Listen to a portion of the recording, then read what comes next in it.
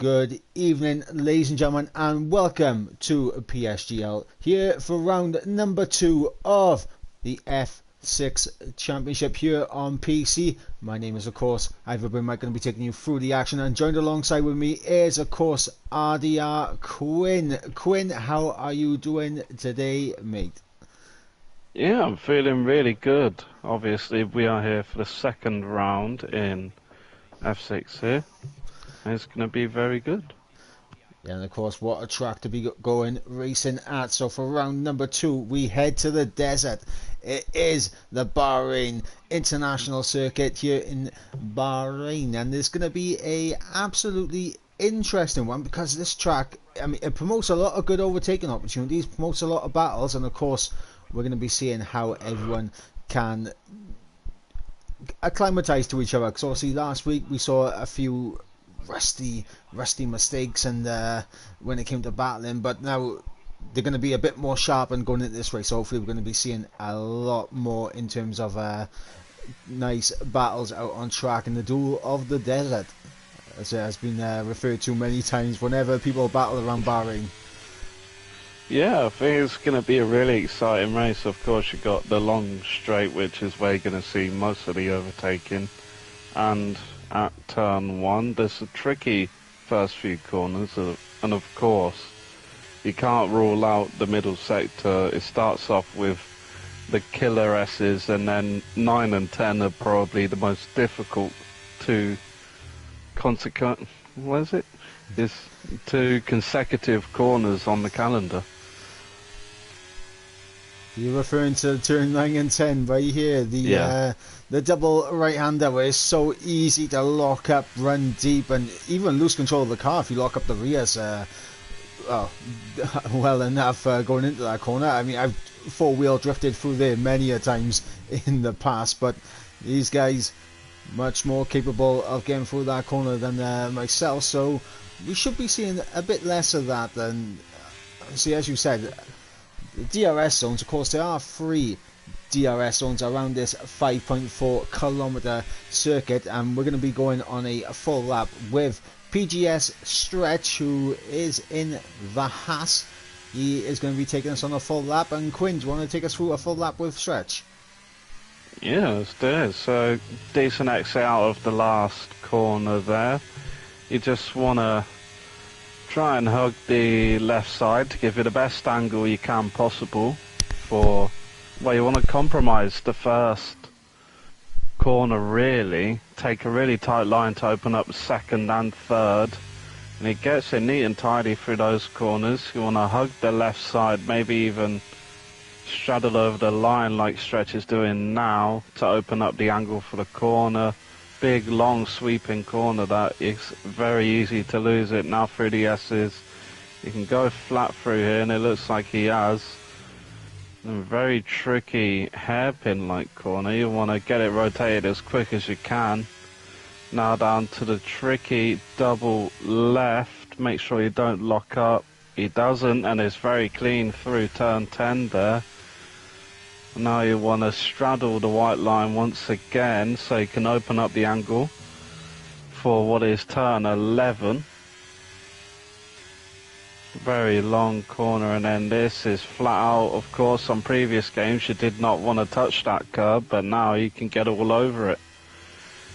Now, very wide on the exit there, but carried through good speed.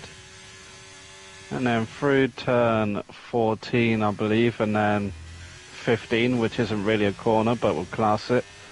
And up to the line, DRS activated. It will be a 28.6 from PGS Stretch. Yeah, and there we go, a full lap with Stretch, immediately beaten by Aguado and King coming in behind. We've got a Alfa Romeo coming to the line. That is Yano coming through with a 28.5. And of course, we're going to see times flying in quick and fast. We got Luke and Nick coming through turn 11 and 12 right now as he climbs up the hill in towards turn 13. And just gets a bit of a snap of oversteer on the exit of turn 13, and that is an invalid lap time for the Aston Martin.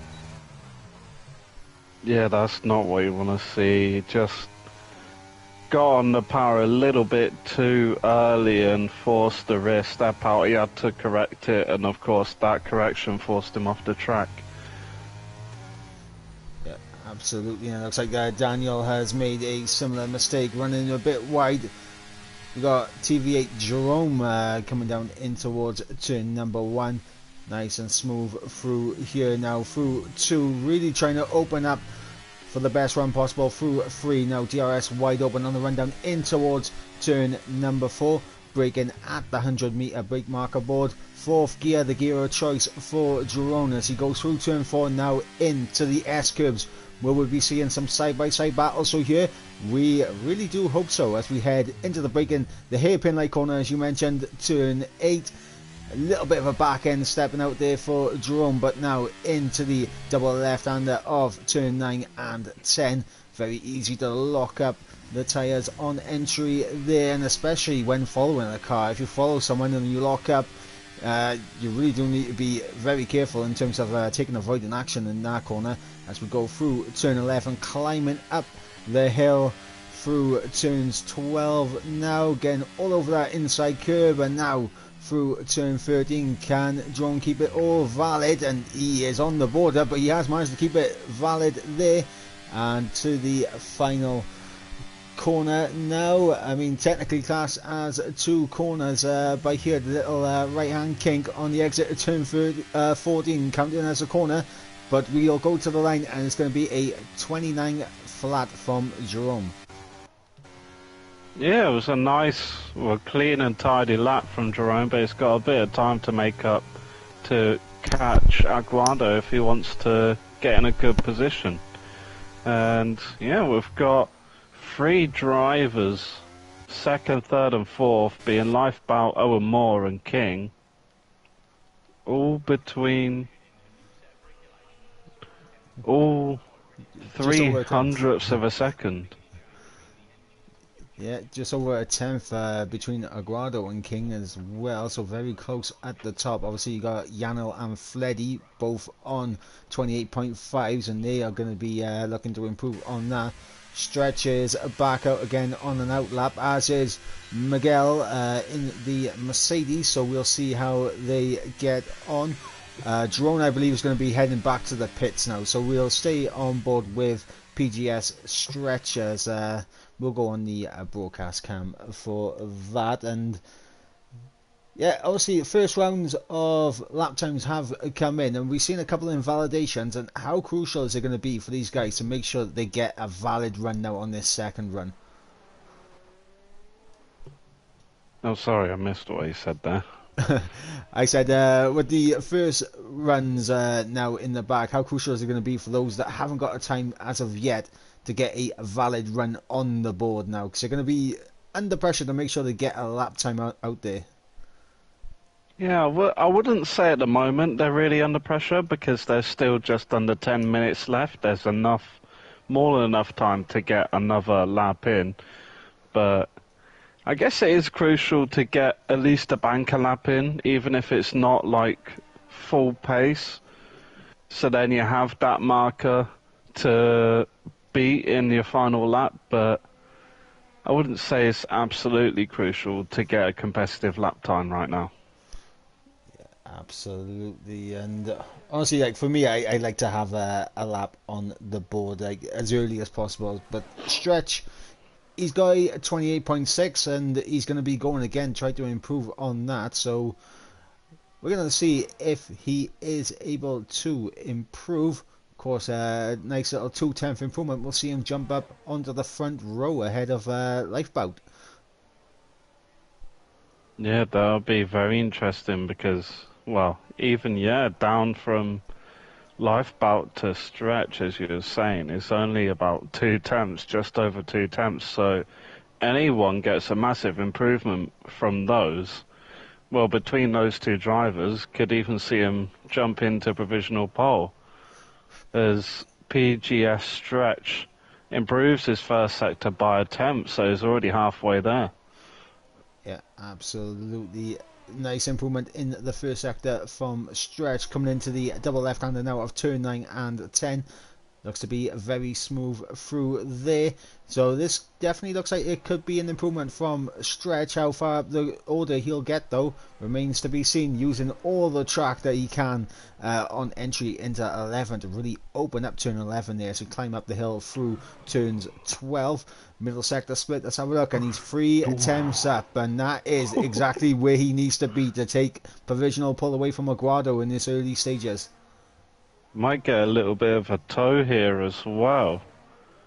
I'm not sure. I think that might be from Chris. He might be a bit too far away now, but it did look to be closing in quite quickly on him, as he gets a 28.2, just over a 3.5 improvement for PGS Stretch. But he's only 700ths faster than Aguado. Yeah, and we got a King who's nearly 3 attempts up on his lap time in the middle sector. He's coming to the line now in the Alpine, and it's going to be a 28.1 from King. Brilliant lap time.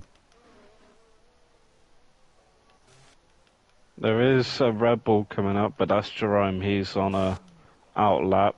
Aiden, I believe, will be on an out lap as well.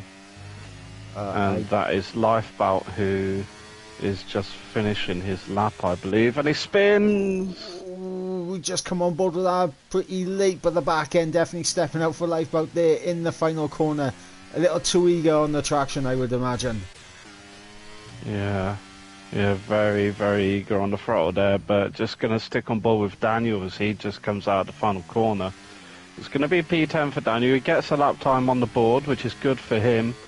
We have, I believe that is Yanil who's coming up to the line, 2.5 improvement for the second sector, I believe. So I have to see what time it'll be. Will it be enough for the front row? It will. Only 23 thousandths of a second behind King. Yeah, absolutely. And of course, I'm currently on board with last week's pole sitter, Fleddy. The race didn't actually go to plan for him last week, but he did manage to pick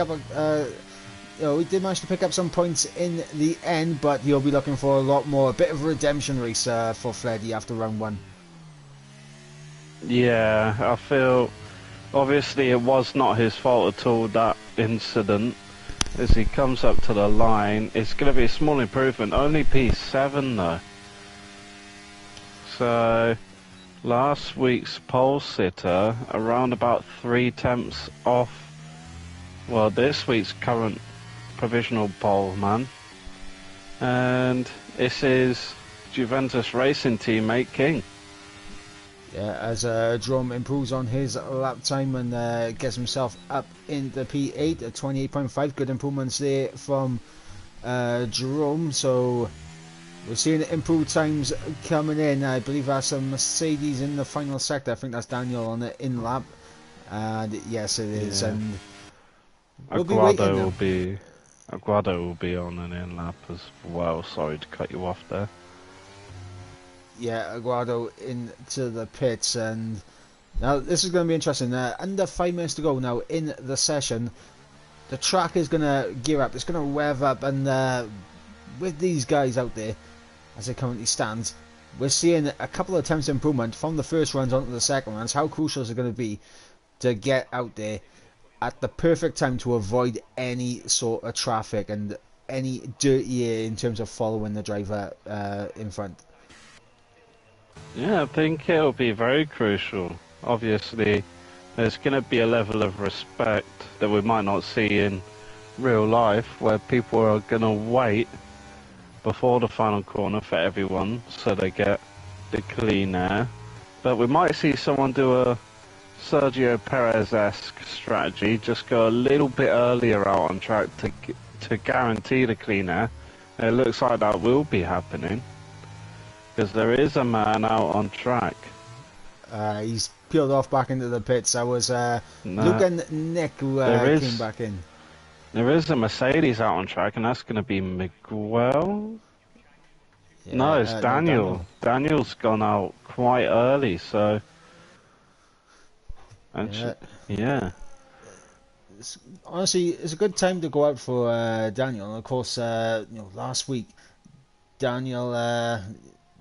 finished down in 16th last week. Of course, he did get a 5-second time penalty applied to him by the steward, so he's going to be looking for a big result here tonight. And see, for Daniel, getting out there now, very crucial for him to get up the order as Aguado has retired in the pit lane.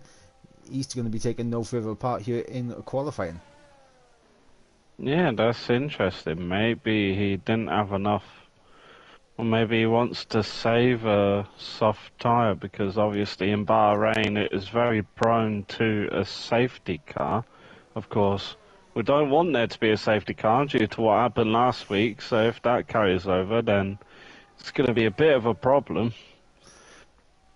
Yeah, and of course, Yeah, as I was going to say, the incident that you're referring to is, of course, the safety car coming out and immediately going straight back into the pits at the end of the lap. Didn't pick up the race leaders, didn't act like a normal safety car, and because of that, the glitch has led to the points being half points for the race last week out. So it's a lot closer in the championship as Daniel now gets himself underway for his final lap time. And he does have his teammate up ahead of him, so maybe a little bit of a slipstream into turn 4 perhaps?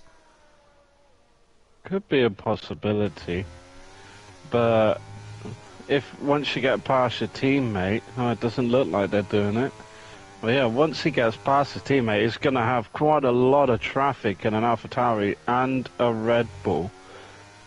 So, going to be very interesting to see how he does, as that's a 1.25 improvement through Sector 1 for Daniel. It would be enough to move him up a couple positions to P10 ahead of Tactician. AlphaTauri spots him late though and just about gets out of the way. Now he's got a bunch of cars, they're all moving over. Look at the respect here. Look at the respect in this lobby. You would never see this in real life. Yeah, and I'm sure Daniel is thankful for that now as he climbs up the hill, coming through turn 12 now. You'll want to hope that the Aston Martin in front of him potentially gets out the way, but yeah, the Aston Martin moving over again out the way. Good going there from the Aston, but now Daniel into the final braking zone. Looks to be, gets too much onto the outside curb on the throttle and around Daniel goes, so no improvement there for Daniel. Yeah, from his Sector 2 split, that time would have put him into P9 from the Sector 2 split alone. So it would have been a very solid lap. Not sure who the next person to cross the line will be on a flyer. I believe it might be Yano, but I'm currently on board with his teammate, Tactician, who is coming up to the end of his lap. So we'll stay on board with Tactician, as I believe you may have spotted something there. Yeah, both King and Yanil, one after another, made huge mistakes at the last corner. And both of them did not improve.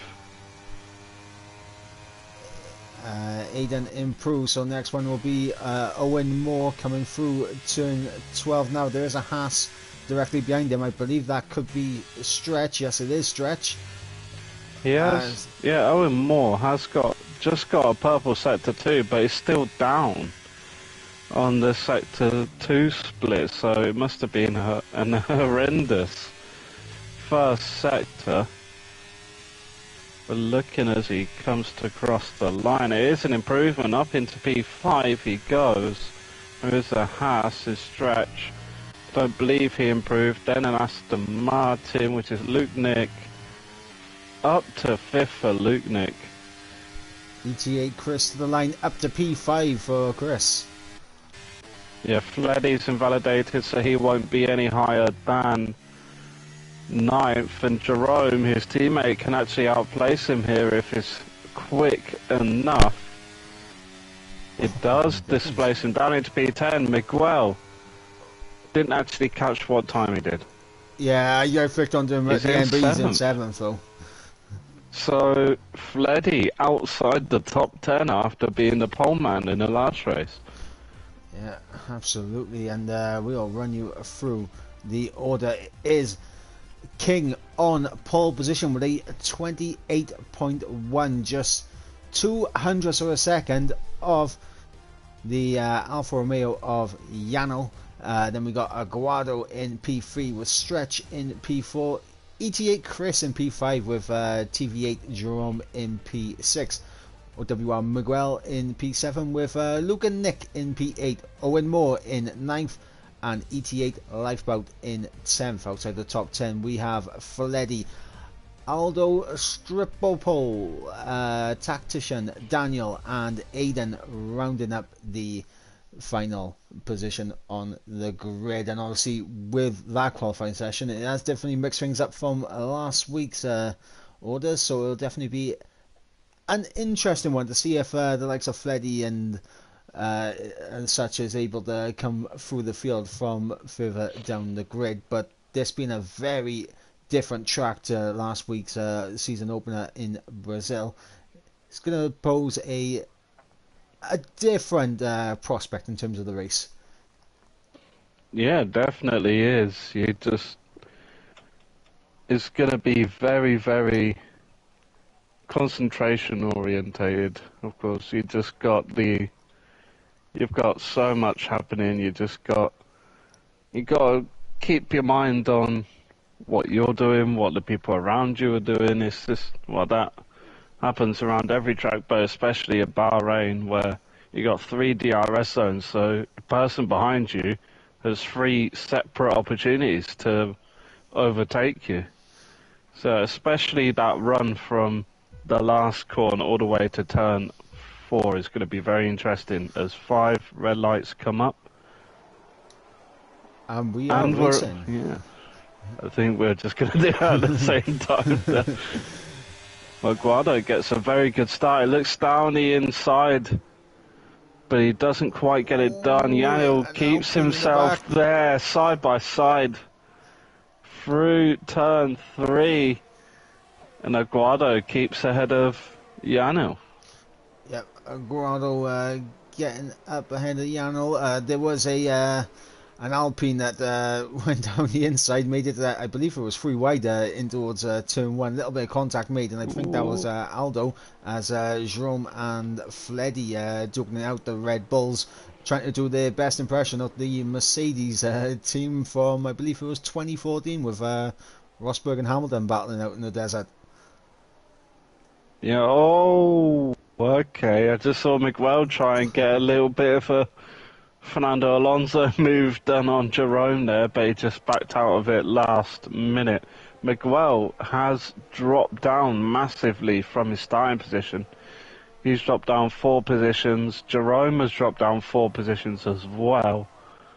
And the biggest winners from the start, although we haven't even completed a lap, Aldo is up 4 positions, Owen Moore is up 3 positions, so good starts for those two, not so good for Jerome and Miguel. Yep, not so good indeed, but we got Fleddy all over the back of Aldo Stripoli as they run down in towards turn number 1. They're going to be side by side on the entry into turn 1. Fleddy marginally ahead, and he's going to have the inside side, and he's going to be able to keep that position, and it could open things up for his teammate in behind. Yeah, great team play there from Fleddy. Even if he didn't really mean it, that overtake on Aldo really opened up the door for Jerome to get a move done. And Daniel is just all over the back of Aldo. It's alright. Aldo rides the curb side by side through the hairpin. Miguel still side by side, and now both of the Mercs are side by side. No, don't do 3 wide through there. Thank you very much. Yeah, we don't want to see 3 wide through there, but Miguel gets a bit of a poor exit at turn 10, and he's going to be losing our pace. Lifeboat, but Tactician is on the inside as well. Need to be careful going through there. It is getting close up towards the top as well with King and Aguado, so I'll move up to prioritise the battle for the race lead as you let us know what's going on in that battle with Lifeboat and Aldo. Yeah, Miguel just made the sensational move around the outside of turn 12 on Tactician there, and he's actually getting right on the back of Lifeboat now, as that is Fleddy. and Luke Nick. Luke Nick is out of the session, and Fleddy in the wall. Believe they was coming together at turn 14. Luke Nick is out of the session, and Fleddy doesn't look like he's got any wing damage. It doesn't look like he does. Looks all intact from the off-board cameras, but yeah, it was so unfortunate for Luke Nick. So unfortunate for him. Yeah, absolutely. I mean, we was on board with the front, going to see if Aguado was going to be able to get a move on King, so we didn't actually see that incident, but it has triggered a safety car, and one thing I have noticed is that the safety car is actually waiting. It's waiting to pick drivers up, which is a good sign. Doesn't look like we're going to have the same issues that we did last week. Yeah, maybe it was just an issue at Brazil. There always seems to be safety car issues at Brazil. Yep, and with that, obviously, Lifeboat and Aldo Stripoli has come into the pits, and they put on a fresh set of medium tyres. And this is going to be interesting, because obviously, from here, they should be able to do medium. Yeah, they definitely will. You can do 30, well, from when it starts back up, really it's going to be out there for, I'd say, minimum 2 laps. If it's out there for 3 laps, that's still going to be about 23 laps to the end. And yeah, King faked Aguado into the pits. Yeah, we saw a little bit of juking there. I think that if someone reports it, I think that may be a penalty. Because obviously there is that solid white line. If you cross it, if you go to the right side of it and you're into the pits, you're not allowed to cross that solid white line again. Well, there were 3 drivers who did come into the pits, and Aldo Stripoli has dived back in for a second time, so maybe just looking to get both sets of tyre compounds out of the way early on, and potentially try to take the hards all the way to the end. That would be a big task. I mean, it can be done, but those tyres are going to be absolutely gone by the end of this race. Yeah, he's back on the hard tyres, which is very, very interesting. Maybe he's just going to try and take it. Maybe he's banking on a safety car, a late safety car, so he can switch to the softs. But if that happens, everyone else is going to do the same. Yeah, absolutely. But Aldo there coming into the pits, putting back on the set of hard tyres, and that may just keep the safety car out an extra lap, which I think the medium runners will be quite happy about. So it means their tyres will stay a bit fresher for longer in terms of being able to go medium to the end. Well, I'd actually say staying out longer would kind of benefit the hard runners. It would benefit the hard runners more that haven't pitted, because it's going to extend the life of those hards even more than it already is. Whereas they could easily do a one stop. Well, everyone's technically on the same strategy, just mixed about a bit. And yeah, there's no doubt that they're probably going to be pitting around the same-ish lap for for a set of mediums or another set of mediums, if you're the 4 people currently on a set. So yeah, it's going to be interesting to see how the strategy plays out for everyone. Yeah, absolutely. And of course, with those guys on the mediums, they will have the pace advantage being on the quicker tyre, and they should be able to make their way up for the field. And by the time their mediums start to fall away, we should be seeing the hards getting to the point where these guys are going to be thinking about coming in and changing onto a set of mediums, or potentially, if anyone's going to be risking it, that's extending it all the way to the softs. Yeah, the softs really don't last long around Bahrain, as we've seen in the previous games, but with the changes to the tyre wear and how that works, not really a straight line, more curved, it's going to be interesting. Because if you can manage to manage your tyres and save the life of them, you could definitely take it to the softs, but we may see most people take it safe, but the risk may pay off for the one or two drivers that choose to go to the softs. Yeah, that it could, and obviously the safety car should be in at the end of this lap, so we will be going back to green flag racing once again. Obviously, while we are under the safety car, I'd like to remind you to jump into the description, check out GT Omega, link in the description. Make sure at the checkout code you use code PSGL.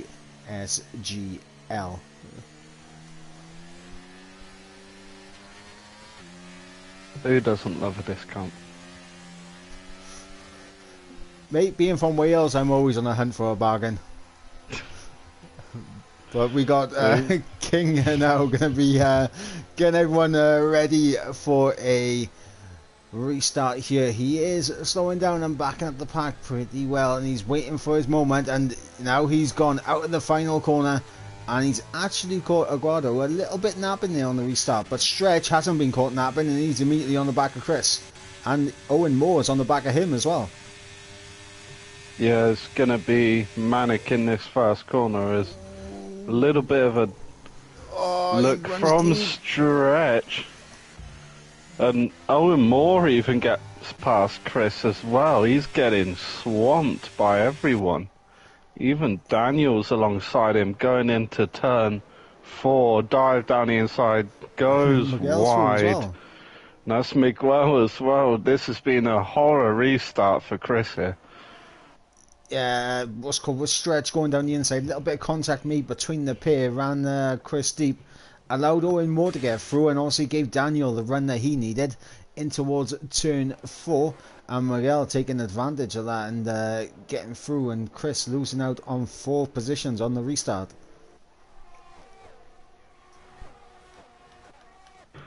Yeah, it's not been very good, but we're already seeing a bit of a gap form from Yanil to Aguado.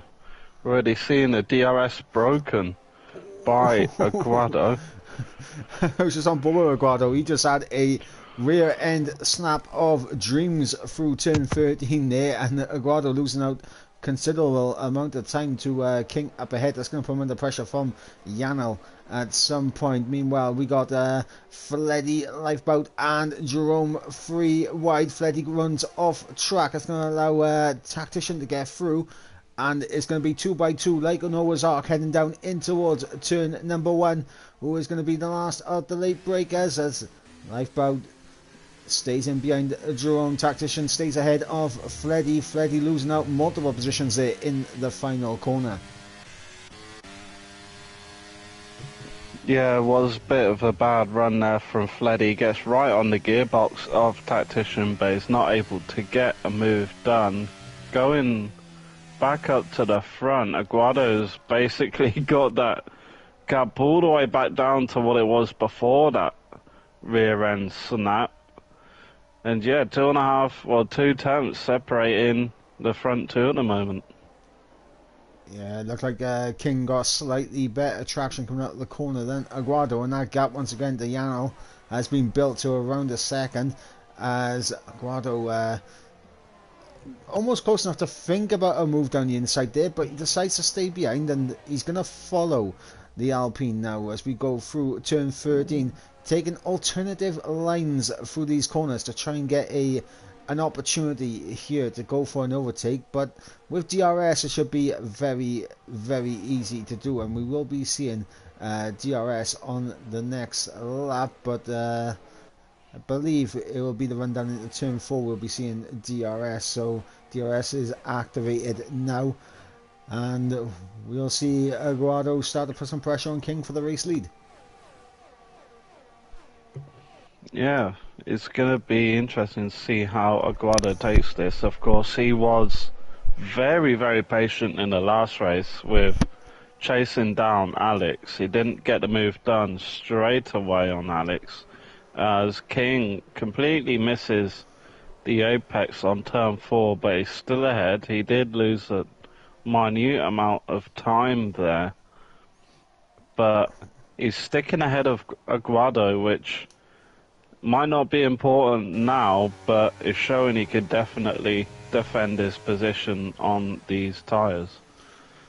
And of course, Aguado, I mean, last week, finishing P2, obviously he finished 5 seconds behind Alex Marciano, but Alex getting a 5-second time penalty. He still stayed ahead of him because he had that gap anyway, but Aguado, a good P2 last time out, and he's currently P2 again, battling for the race lead. So it's a good opening 2 rounds so far from Aguado. Yeah, definitely has. And looking a bit further down, closest battles on track that we have is probably between Lifeboat and Jerome further down the field, but the closest battle is still Aguado and King. Yep, sorry to cut in. Aguado DRS Open, not going to go for a move. He definitely could have had a little bit of a luck, but he decided to stay behind, and honestly this could be a ERS gain for Aguado. Maybe not thinking about the move right now, maybe just trying to save ERS, which honestly in the long run will play out better for him, because if he makes King use all of his ERS, he'll have the ERS to pull away once he gets past. Yeah, just managed to catch a move on track. Jerome getting past Chris. And Jerome, he's looking good on these mediums. He's the highest medium runner at the moment in P8. The other ones are Lifeboat in P10, Tactician in 11th, and Aiden down in 13th. And that is Fleddy, not looking pretty, and that is a safety car. Now, I saw where Fleddy went off. I wasn't on board with him, but I did see where he went off, and I'm wondering if you caught what happened to him there. I didn't manage to catch it on board. Maybe he had a severe lock-up and just went straight on, but yes. Unfortunate for Fleddy, these last 2 races have not been kind to him. Looks like King's coming into the pits, Aguado as well. All of the hard runners should be coming in, apart from Owen Moore. Yeah, Owen Moore, Jerome. Are the medium runners coming in? Yeah, the medium runners are coming in. Aldo's still out. Aguado's going on the soft tyres. That's an interesting call. Yeah, very interesting call. I'm surprised maybe with him retiring early in the qualifying means that he's got 2 sets of softs available. But of course, you can't do 2 sets of softs from now until the end of the race. But it's just something to think about. Maybe he's just really good at tyre wear that he can enable 2 softs from here. I mean, potentially, but what I was thinking is that obviously being on the, for most of these drivers now, it's essentially going to be either try your best to stress the mediums all the way, which honestly you're going to lose a lot more time than you'll gain by staying out on the mediums for this long. So essentially we'll be seeing the medium runners pitting onto a set of softs towards the end of the race. Aguado probably is thinking, if I chuck on a set of softs now, get past King, get past these guys that stayed out on worn tyres, build a gap, and then come in and jump on the set of the mediums. By the time King and Yano come into the pits and put on a set of softs, Aguado will have a huge undercut and have a good gap ahead of these guys.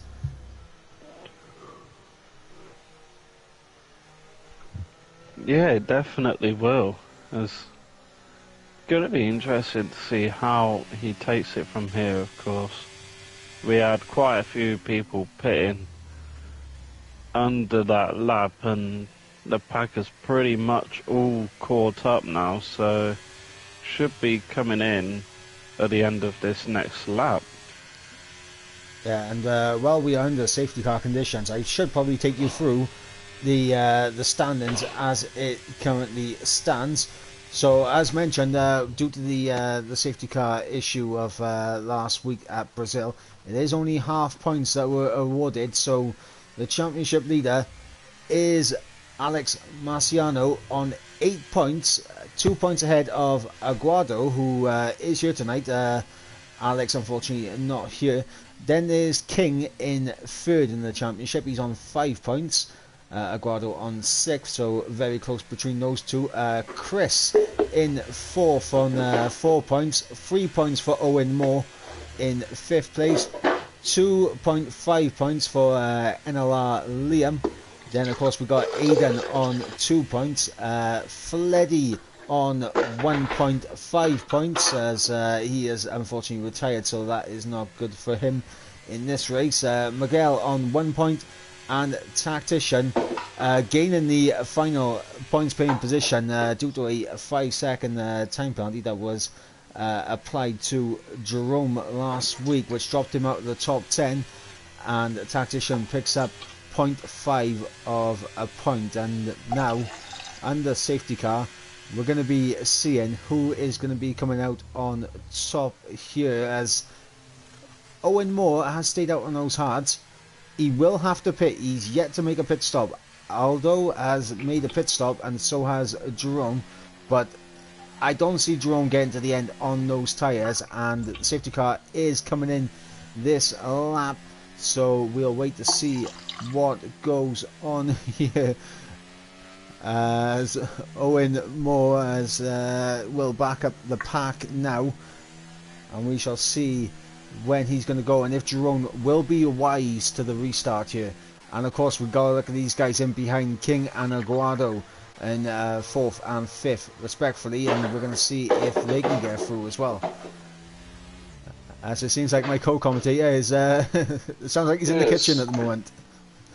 It's going to be very interesting. And the restart has gone. And Jerome, a very good restart there. Yano and stretch into the pits, 5-second time penalty. Aidan getting overtaken by Miguel. And down in towards turn 1 is free wide. Oh, Aldo sent it on the inside, makes contact with Jerome and Ian Moore, as Aldo is going to get Aguado, sorry, is going to get through on Owen Moore on those soft tyres, but King is through and he's into the race lead already. Yeah, that was not what you want to see from the safety car restart. But more importantly, down the inside into turn 8. Sorry to cut you off, Aguado on the inside into turn 8 on Jerome. He'll have the outside for turn 9 and 10. Jerome backs out, knows that the superior grip advantage is with Aguado, and now Aguado can go chasing after King. 1.5 seconds a gap between Aguado and King. That is going to fly down on these soft tyres. Yano is now behind the Red Bull, but he's not wasting any time. He's sent it down the inside to turn 11. Yano gets that move done, and up into P3 goes the Alfa Romeo. Well, what I was going to say was, more importantly, King has a car between himself and Aguado, but that isn't the case now. But Aguado is actually losing time to King. He was about 1.5 behind, now he's 1.7. So 1.8 now. King is absolutely flying on these mediums. I was going to say Chris and Owen Moore, they again tangled up with each other. Chris coming into the pit, speeding in, and retires from the race. Aldo into the pits as well, and he's retired from the race as well. And it's not what you like to see, 5 non-finishers already. So as long as you finish the race, you are in the points. So more of a incentive to keep going in this race now. Yeah, definitely is a very big incentive. I was just on board with Owen Moore there, as he went extremely deep into turn 4. He gets a little love tap from the rear from Aidan, as Owen Moore is double the tyre life of Aiden, so he's gonna be very much susceptible to an overtake here. It looks like Aiden isn't gonna quite get a move done here, but he's gonna be definitely lining up a move down the pit straight.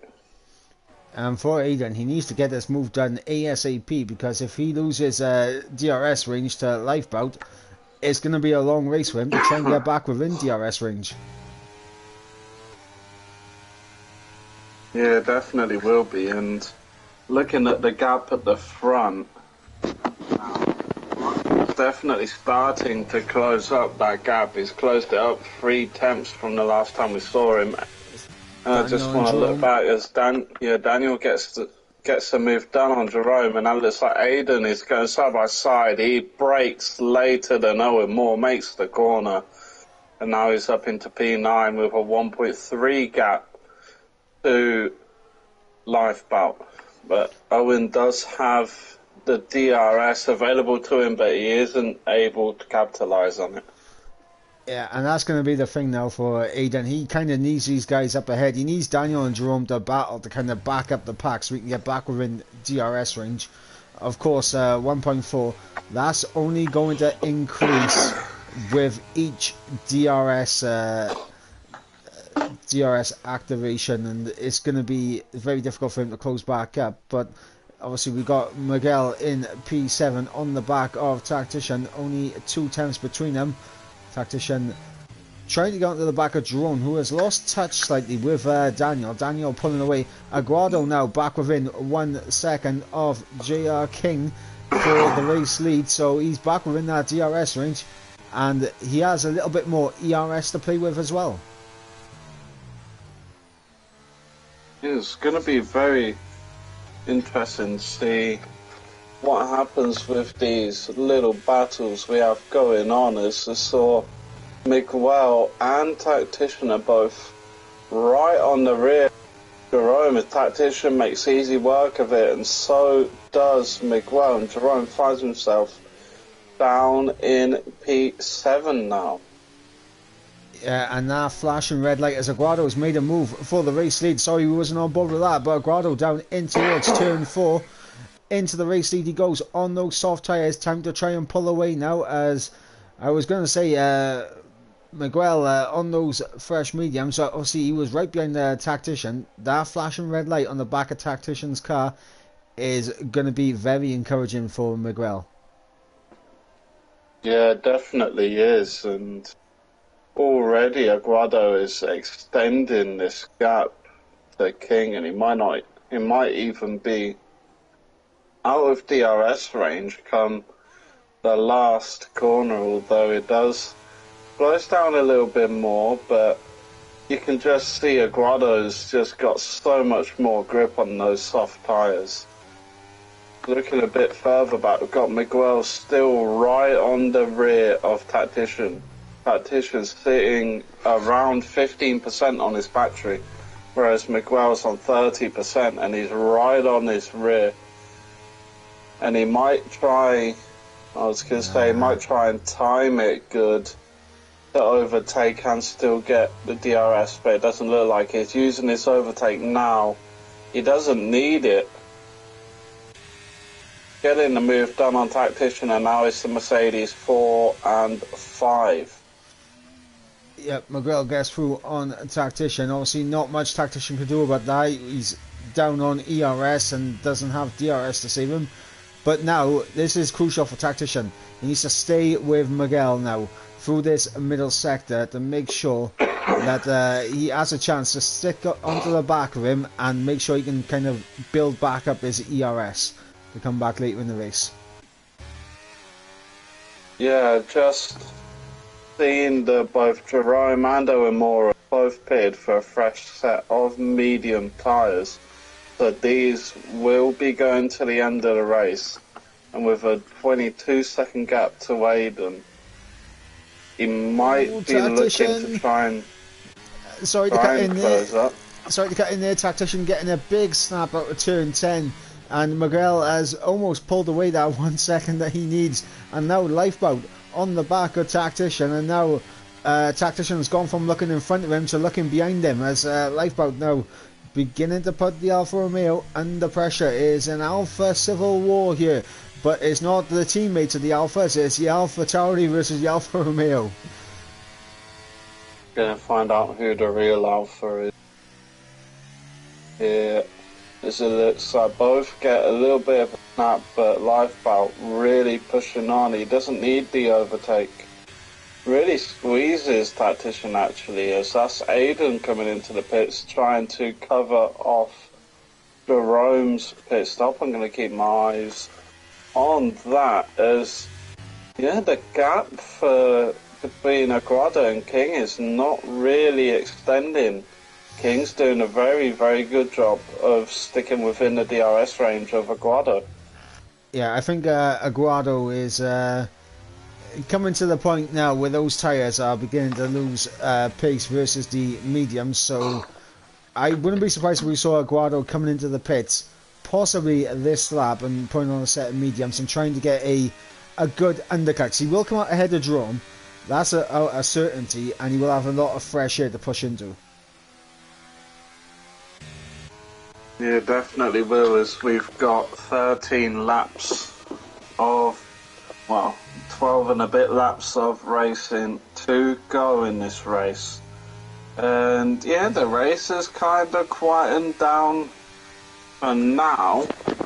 We've got two real battles going on at the moment between Lifeboat and Tactician, and of course for the lead between Aguado and King. Looks like Aguado's still going to be sticking out on these soft tyres, but King is going to be pushing on. He knows that the soft tyres of Aguado is going to be dropping off slightly now, so maybe King is just a little bit starting to smell some blood.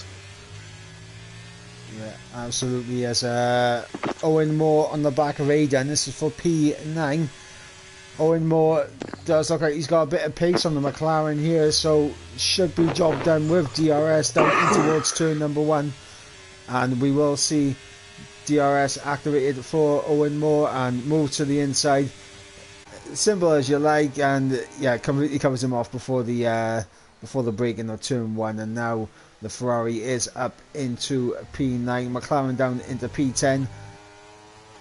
And I believe now Owen Moore should have the pace to try and pull away from Aiden, but Aiden just needs to make sure he sticks within that DRS. It's going to be tough for these guys, but of course the people ahead of Jerome, you think will all have to pit again. Of course, the early stops actually for Lifeboat and Tactician may be looking to pay off now. Both of their tyres around 10-11 laps old, both sitting in 6th and 7th, so not looking too bad for those two at the moment. Yeah, absolutely, as Aguado has used all of his ERS to pull the second away from King, and it has worked. He has pulled that second. King did not have DRS down the main straight, and he won't have DRS, or actually will have DRS into turn 4. In fact, no, he won't. It popped up saying that he had DRS, but he doesn't, and now Aguado flashing red on the back of that car. King is going to be chomping at the bit now to get back onto the back, as Owen Moore set a new fast lap. It's a 30.8 from the Ferrari, and he's pulled away from Aiden drastically. Yeah, it's been that was a very, very good lap there from Owen, as I think Aguado draining his battery is sort of, well, for me at least, indicated that he's going to be pitting in this lap and doing 9 laps on these softs.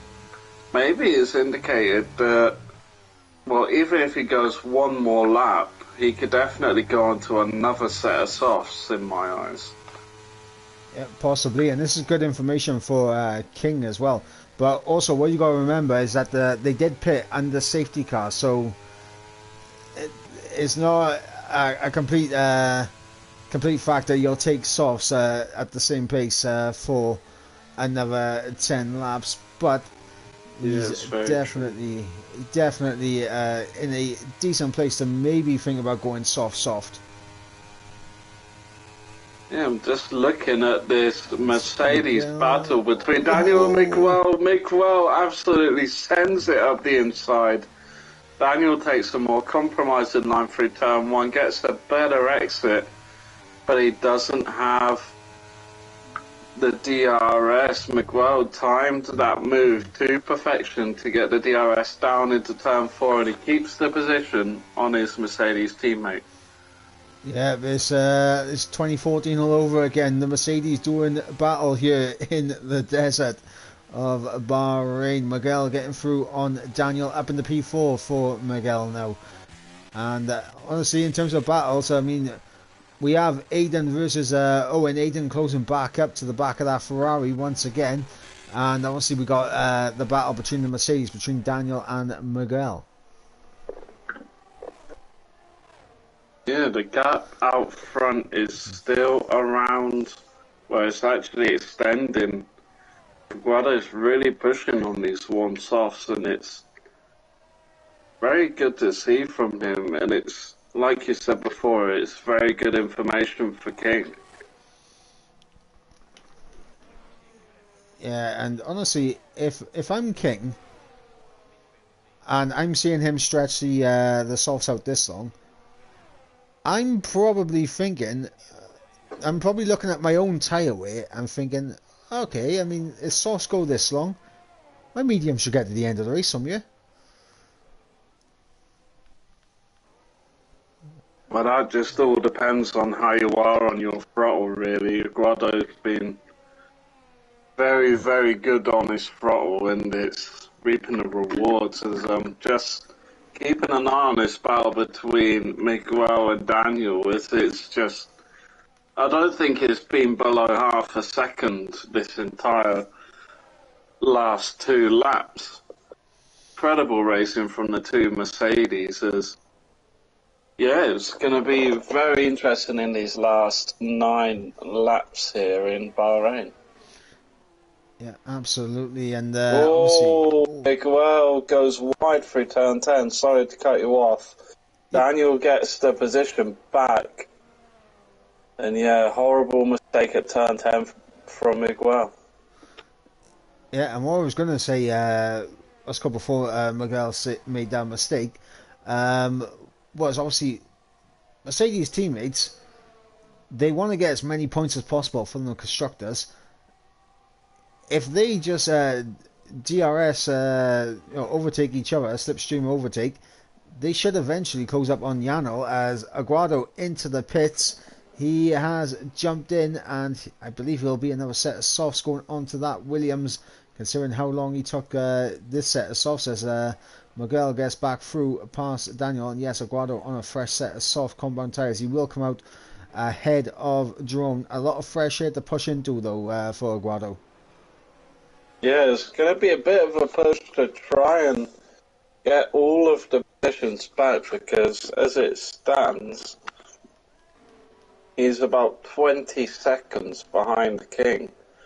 But the pace advantage he's going to have on a fresh set of softs compared to a worn set of mediums, you'd think is going to be very drastic. So who knows? He could even, could eventually even get the win for tonight. I mean, Miguel has made the same mistake 2 laps in a row. He's ran deep at turn 10, and Daniel has gone straight back through. Honestly, this is not good for them because they aren't going to be able to catch up to Yano, making mistakes like this. Aguado, the gap between Aguado and the King is now down to 18.5 seconds, and it is closing down rapidly. So by the time King comes into the pits, if he does come into the pits, and no, he's going to stay out. And honestly, I think that's a smart call. He was going to be around 2.5 seconds behind Aguado just on one lap. Yeah, I think now for King, well, he's just got to try and take these mediums to the end.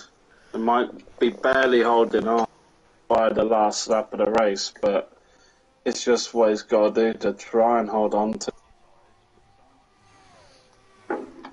Yep, absolutely. It's what he's got to do to hold on. Meanwhile, the battle for the bottom end of the points, Aiden back through and ahead of Owen Moore once again. So the McLaren has retaken P9 ahead of the Ferrari, and Owen Moore, honestly, so low on ERS, he just needs to spend a couple of laps behind Owen Moore, just save up that battery and then go for it on the final lap, I think. As no, he's picked up a 3-second time penalty. It's out the window now. He needs to force Aiden into a mistake, put him under pressure. Yeah, it definitely does, and I'm just still sticking on with this battle between the two Mercedes. Miguel finally got turn 10 right after the previous 2 attempts caused him to run wide and lose a position each time. But yeah, he's definitely recovered from those mistakes, and he's still piling the pressure on for his teammate Daniel. Yeah, and obviously with those 2 mistakes, I mean, effectively on track, he's lost a full second to Janel up ahead. And if the Mercedes work together here and, you know, just DRS slips from each other, they will close up to the back of Janel. Like, that should happen relatively easily with the remaining laps that we have for them to close up on the straight to Janel, and it could be a situation where Janel is going to be under pressure from both Mercedes for that P2, and obviously for the final spot in the podium as well, because both Mercedes will want to get a podium out of this. Yeah, they definitely will. Just looking back to the gap from King to Aguado, it's now 14.5 seconds. Aguado is absolutely flying on these softs. And looking back to Daniel, yeah, he's actually dropped outside the 1 second, even though he does have DRS. He is teetering on the edge there of DRS, and they both got the same age of tyres. It just maybe looks like Miguel is just managing them better. Yeah, honestly, I think Miguel just has a bit more natural pace, but Daniel with the ERS, he is going to be sticking onto the back of his teammate, but that's not going to help running wide through turns 14 and obviously through 15 as well. He will have a DRS, but that is a huge time loss for Daniel, and Aguado getting through on Tactician. That is the first overtake done for Aguado as he tries to come back through this field. Yeah, I think there's not much he could have done, especially with the gap that he had. So it might just be damage limitation with the strategy. Owen Moore, very different line through. I think that might have been a small bit of contact between Aiden and Owen Moore, but yeah. Owen Moore had all the space in the world on the inside to go to, and he literally placed his car to try and go around the outside into turn 1 as Aguado gets through on lifeboat, and he's now up into P5, and he's right on the back of this Mercedes duel and is about to have a Williams intruder in it. Yeah, it definitely is. And I just thought for a second there Aguado might have had the DRS, but looks like Lifeboat just about stuck with it, and Aguado, like saying, closing in on being half a tenth behind Daniel. Just the tyre life difference between, well, Aguado and everyone else. He's just got significantly more pace, he's got significantly more grip. Look at the run. Significantly more traction, as you see there, but Daniel is putting up a fair fight, but Aguado gets the move done up into P4 for Aguado. And crucially, I was going to say crucially, well, that's done. It's put Daniel under even more pressure, because look who's in 1 second of him now. Lifeboat, P6, within 1 second of Daniel. Obviously, he had DRS on Aguado, so that's put Daniel under pressure now for a top 5 finish. Yeah, it's going to be tough for Daniel now as well. Lifeboat is on 18-lap-old hard tyres. Doesn't really matter for Lifeboat and Tactician if they pit for softs. Because either way, they're going to be getting some points because there's only 10 finishes so far. Yep, and Aguado's already dropped Daniel out of DRS, and he's already in Miguel's DRS range as well. He is flying. And obviously, he should have enough laps to catch up to Yano. Whether he'll have the tyre life to get the overtake done will be another thing. But looking at the pace that he had on the previous set of softs, I think he will have the tyre life, and I think he will have the grip to get it done. The question is it too little too late for King? And I think it is. Yeah, I think it might be too little too late, but looking at Aguado, he's just flying past Miguel here. Up into the podium positions for Aguado, and he can see Yano ahead of him. He's just going through turn 3 now. Yeah, Aguado, he's definitely hunting to try and get this win, but with 3 laps of racing left, with just over 8 seconds the gap between himself and King, it's going to be a very, very big ask for King to actually, well, no, for Aguado to get the move done for the race win. Yeah, I think the win is a bit out of reach for Aguado, but a strong P2 result will be good for him. Obviously, Lifeboat now on the back of Daniel, as we mentioned earlier, gaining the DRS off Aguado as he was cutting for the field, and now Lifeboat all over the back of that Mercedes. And as we mentioned, Daniel now beginning to be under pressure. Yeah, it just seems like he can't really deal with the pressure. Like, there's been multiple times where, well, him and his teammate Miguel have both buckled, and it's not been looking too great. But as it stands, he's still ahead of Lifeboat, but Lifeboat using his ERS and the DRS, he's should make easy work of this overtake, and he does. Up into P5 for Lifeboat. Daniel is in P6 now. Lifeboat locking up the rear tyres, 4-wheel drift in turn 1, but he's caught it and he stayed ahead of Daniel. And now, honestly, this is where we're going to see the medium tyres really struggle against these hards, because obviously the hards are 2 laps older than the mediums, but the hards will have more grip at this point than those medium tyres. And obviously, looking up with Aguado as well, I mean, Aguado has got that gap down to 1.5 seconds, but he might not even be able to get the final, he might not even get P2 from Yano if he doesn't ramp up the pace here. Yeah, that definitely could be the case, and Lifeboat took a little bit of a wider line, but he managed to carry through so much more speed than Daniel through turn 10. And, oh, I was muted that whole time. I was just saying Lifeboat through turn 10 took a little bit more of a wider line, but managed to carry through more speed, kept himself ahead of Daniel there. So great driving there from Lifeboat, and well, Daniel, it just doesn't seem like he's got an answer for Lifeboat at the moment. Just to let you know, you wasn't muted. You were all good. I heard you on my end, so should be good. Yano under pressure now from Aguado. Aguado not close enough, but Daniel is close enough for a move on Lifeboat down in towards turn 1.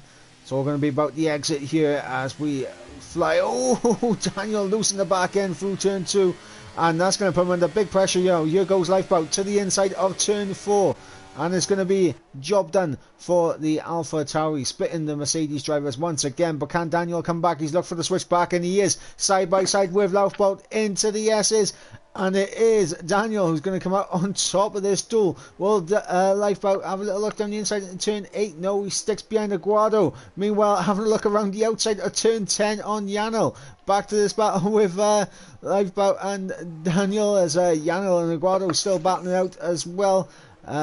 Looks to me like Aguado not close enough, but oh, actually not. They are side by side. We got two battles going on at the same time. Difficult to keep up of who to go on board with, and they're side by side as we fly up the hill through turn 12. Aguado and Yanel, and it looks like Aguado gets through and up into P2. And now Yanel will have to use every bit of ERS and use the slipstream to the maximum here. He's going to think about the inside. No, he doesn't want to commit to it. Lifeboat has managed to get ahead of Daniel and stay ahead. King has come through and has taken the win. Aguado will come through for P2. Yanel will take that final podium position. Miguel coming through in P4.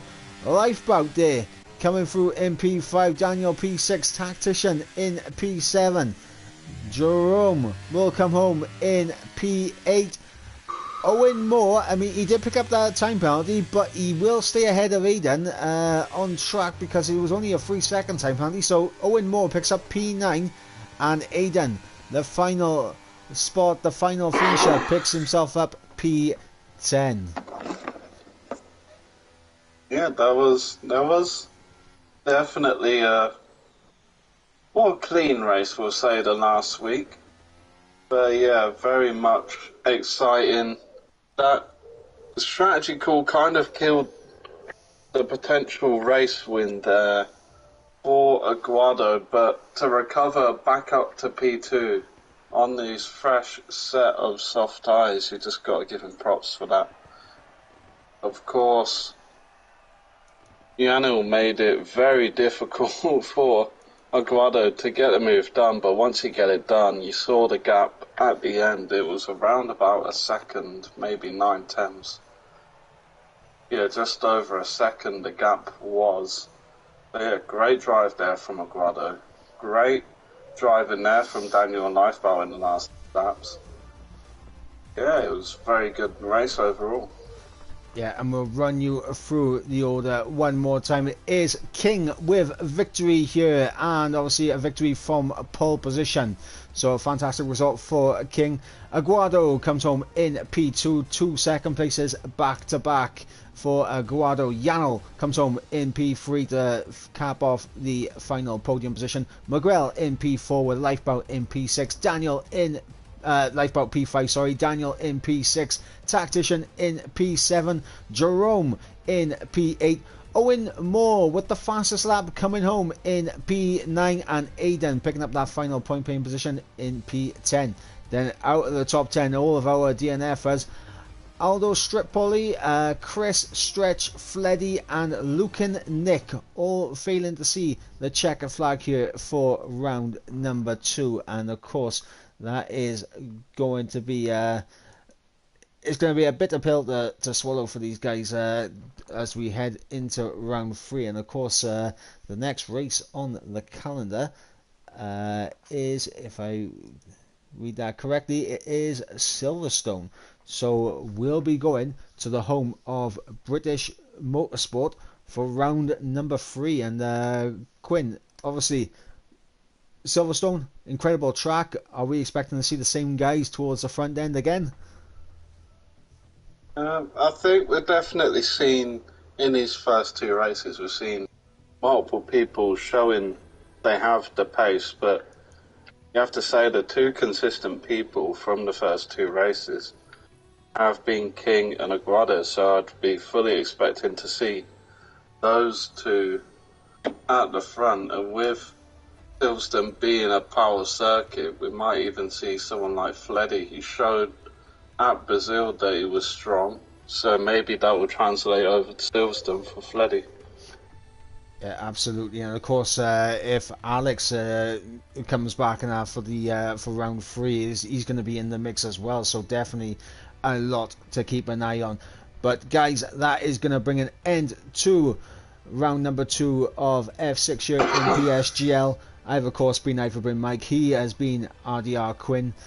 Remember to check out the link in the description, GT Omega Checkout code is PSGL. Make sure you check out and support the sponsors. And of course, we'll see you next week for round number 3 at Silverstone. But until then, guys, goodbye.